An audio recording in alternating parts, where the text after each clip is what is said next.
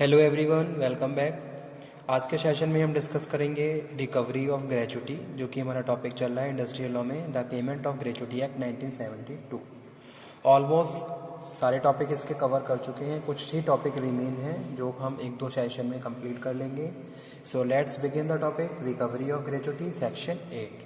Okay, तो recovery of gratuity में हम बात कर रहे हैं, if the gratuity payable under this act is not paid by the employer with in the prescribed time to the person entitled thereto, the controlling authority shall issue a certificate for the amount to the collector to recover the same along with the compound interest at such rate as prescribed by the central government from the date of expiry of the prescribed time as land revenue area to enables the person entitled to get the amount after receiving the application from the aggrieved person।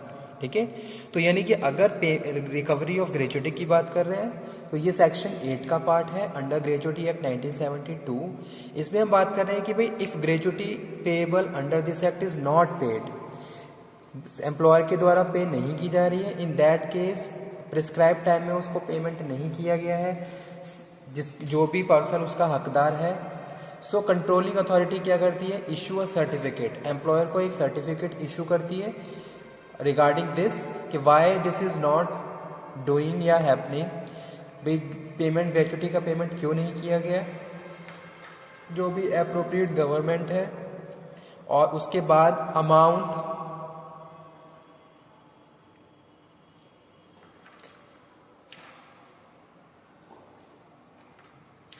Must be payable.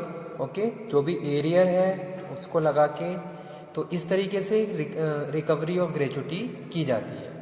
Before issuing the certificate for such recovery the controlling authority shell give the employer a reasonable opportunity of showing cause against the issue of such certificates. ठीक है, अगर कोई certificate issue किया जा रहा है by the controlling authority, तो उससे पहले कंट्रोलिंग अथॉरिटी एम्प्लॉयर को एक चांस देती है फॉर दिस कि भाई जो भी रीजनेबल एक अपॉर्चुनिटी दी जाती है of showing cause against the issue of such certificate, यानी कि जो भी सर्टिफिकेट उसको इशू किया जा रहा है उसके अगेंस्ट अगर उसके पास कोई एविडेंस है या कोई भी पॉइंट है जो वो डिस्कस करना चाहे, प्रेजेंट करना चाहे, तो वो प्रेजेंट कर सकता है। ठीक है, तो एक सिंपल लैंग्वेज में आपको बताऊं कि भाई अगर ग्रेचुटी का अमाउंट एम्प्लॉयर के द्वारा पे नहीं किया जा रहा है तो उस केस में क्या है, जो कंट्रोलिंग अथॉरिटी है, यानी कि जो अथॉरिटी है, ऑफिसर्स हैं जो अपॉइंट किए जाते हैं अकॉर्डिंग टू दिस एक्ट, वो क्या करते हैं, एक लेटर या फिर एक सर्टिफिकेट जारी करते हैं एम्प्लॉयर के नाम पे कि भाई आपने जो भी प्रिस्क्राइब टाइम है उसमें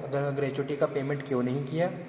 एक सबसे स्टार्टिंग में क्या होती है, एक नोटिस दिया जाता है जिसमें ये पूछा जाता है कि ऐसा क्यों हुआ है, किस कारण की वजह से आपने ये पेमेंट नहीं की है। ठीक है, और उसके बाद उसको इंस्ट्रक्शन दिए जाते हैं कि भाई पूरा जितना भी इंटरेस्ट बन रहा है, जितना भी टाइम का जो भी उसका अमाउंट बन रहा है वो कैलकुलेट करके विद इन टाइम पीरियड में उसको पेमेंट की जाए। ठीक है, या फिर उसके खिलाफ कोई एक्शन लिया जाए या कोई अदर कोई रिक्वायर्ड कोई फंक्शन है तो वो भी परफॉर्म किया जा सकता है बाय द कंट्रोलिंग अथॉरिटी। ठीक है, तो इसके लिए जो भी अप्रोप्रिएट गवर्नमेंट है वो क्या है, वो ऑथराइज करती है अथॉरिटीज़ को, और वो उसी हिसाब से क्या करते हैं, जो भी एम्प्लॉयर हैं उनके लिए एक्शंस लेते हैं और एम्प्लॉयर को ग्रेचुटी रिकवर करवाते हैं। ठीक है, the amount of interest payable under this act, this section shall not exceed the amount of gratuity payable under this act. Okay, तो जो भी अमाउंट पेएबल है वो जो लिमिट है ग्रेचुटी की उससे एक्सीड नहीं करना चाहिए। तो ये भी मैं आपको बता दूं, जैसे कि स्टार्टिंग में थी 3,50,000, फिर 10 लाख हुई, अब 20,000 है, तो ये अमाउंट एक्सीड नहीं करना चाहिए। अगर इस तरीके से जो एरिया लगा के जो भी अमाउंट बन रहा है वो जो ग्रेचुटी की जो लिमिट है उससे एक्सीड नहीं करना चाहिए। तो ये थे पॉइंट रिकवरी ऑफ ग्रेचुटी के थे। तो यहाँ पे मैं एक बार मेंशन भी कर देता हूँ ताकि आप लोग उसको वहाँ से नोट्स भी बना लें। Recovery of gratuity,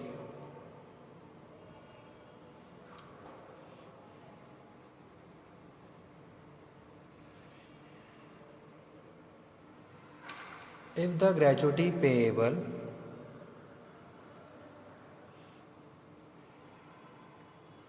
under the act is not paid by employer within the prescribed time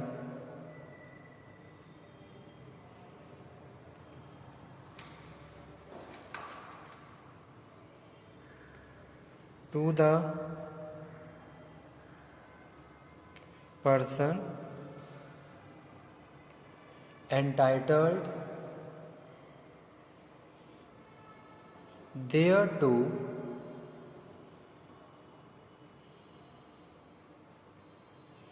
the controlling authority shall issue a certificate for amount to the collector to recover the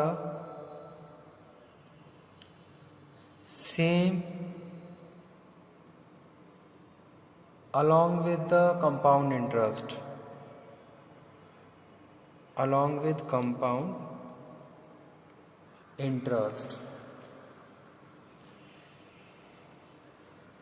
ठीक है। तो जो भी amount है वो पे किया जाता है बाय नोटिफिकेशन कंट्रोलिंग अथॉरिटी, और उसके लिए सर्टिफिकेट इशू किया जाता है। तो सेकंड जो प्रोविज़न है वो ये है, before issuing the certificate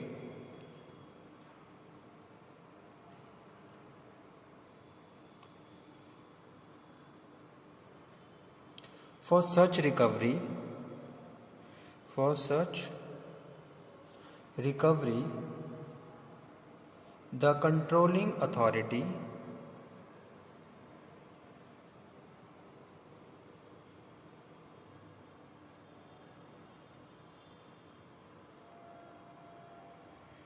shall give the employer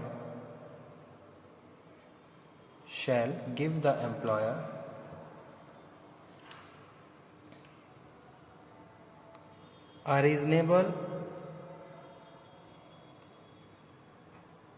opportunity of showing cause against the issue of such certificate।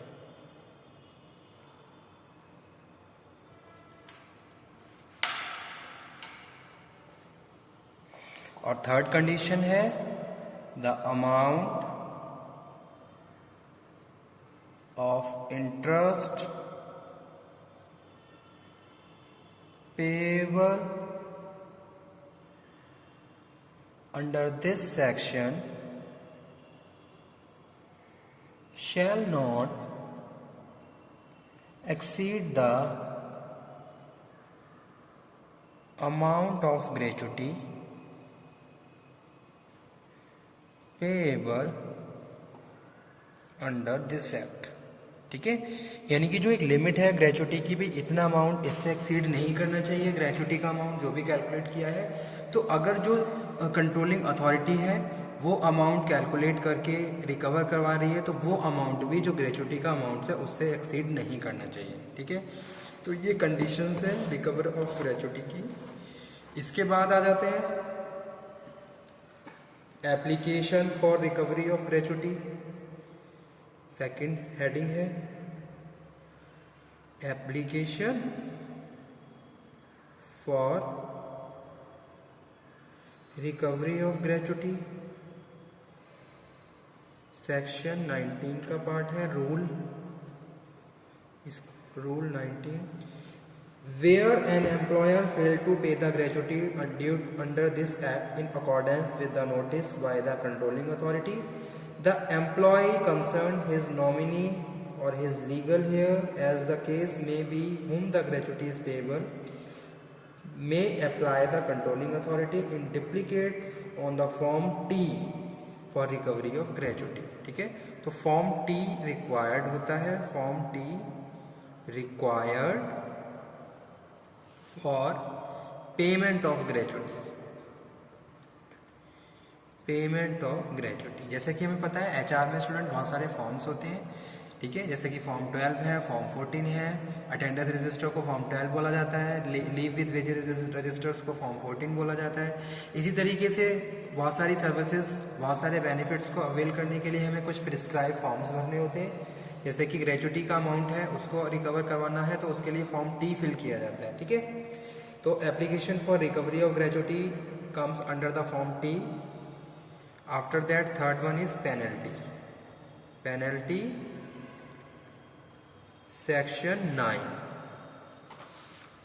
तो पेनल्टी सेक्शन 9 में हम डिस्कस कर रहे हैं, any person who is responsible for the purpose of avoiding any payment to be made for by himself और enabling any other person to avoid such payment knowingly make a cause to be made any false statement for the false representation shall be punishable। अगर आप penalty को अगर आप gratuity को पे नहीं कर रहे हो और उसको पे करने के लिए कुछ फॉल्स प्रेजेंटेशन कर रहे हो, रिप्रेजेंट कर रहे हो, कुछ आपने ऐसा कॉज बना दिया जो कि गलत है, जो कि एक्यूरेट नहीं है, then shall be punishable with the imprisonment. तो उसको इम्प्रिजनमेंट हो सकता है, फाइन भी उसके ऊपर इम्पोज किया जा सकता है, द टर्म विच में एक्सटेंड टू 6 मंथ, और फाइन विच में एक्सटेंड टू 10,000 रुपीज, और बोथ दोनों हो सकते हैं। An employee who contravene or makes default in complying with any of the provision of the act or rule or order made thereunder shall be punishable with the imprisonment, ठीक है, in term which shall not be less than 3 months but extend 1 year or fine 10,000। तो penalty का provision भी दिया हुआ है, section 9 में आता है। तो यही था हमारा आज का टॉपिक। Thank you.